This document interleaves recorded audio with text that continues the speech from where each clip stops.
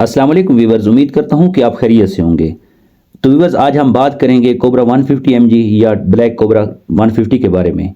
इस टेबलेट के क्या क्या फ़ायदे हैं, इस टेबलेट को किस मकसद के लिए इस्तेमाल किया जाता है, इसके क्या नुकसानात हैं, कौन से लोग इस टेबलेट को नहीं ले सकते, इस टेबलेट का क्या काम है, इस टेबलेट का तरीका इस्तेमाल क्या है, कोबरा 150 टेबलेट के बारे में कंप्लीट डिटेल में बात करते हैं। तो व्यूवर्स, वीडियो को शुरू से लेकर आखिर तक ज़रूर देखिएगा ताकि आप इसके बारे में जान सकें।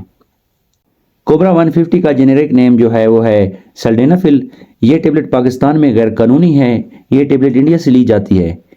ये टेबलेट 1991 में मार्केट में आई थी।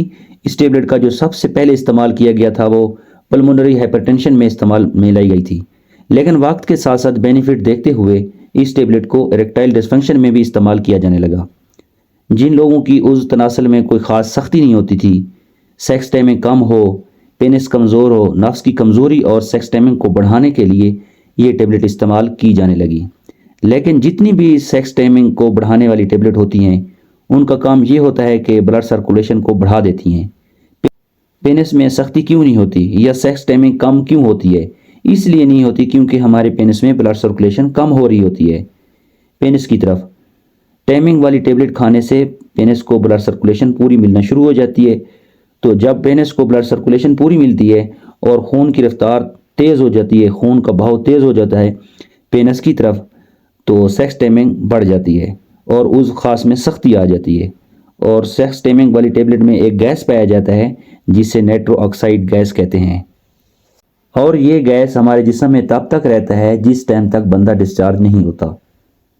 तो व्यूवर्स, अब बात करते हैं तरीके इस्तेमाल के बारे में। इस टेबलेट को 30 या 40 मिनट पहले लेनी चाहिए ताकि हमारे जिस्म में मुकम्मल तौर पर हल हो जाए, ताकि पेनिस में खून की मकदार पूरी आ जाए, खून का बहाव पेनिस की तरफ आ जाए और टाइट हो जाए।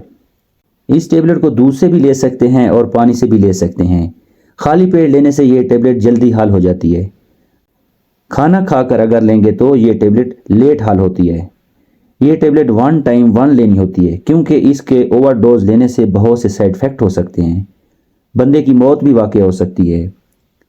कोबरा 150 टेबलेट के असरात 24 से 48 घंटे जिस्म में रहते हैं। इस टेबलेट का ओवरडोज नहीं करना चाहिए।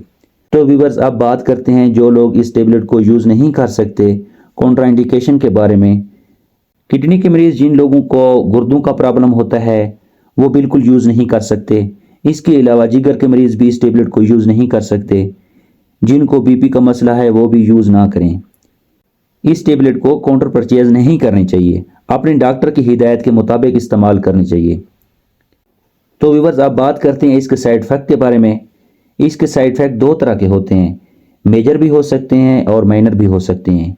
माइनर साइड इफ़ेक्ट में आपको सर में दर्द हो सकता है, मतली आ सकती है और उल्टी आ सकती है, आंखों में धुंधलापन आ सकता है, चक्कर आ सकते हैं, मैदे में दर्द हो सकता है आपको।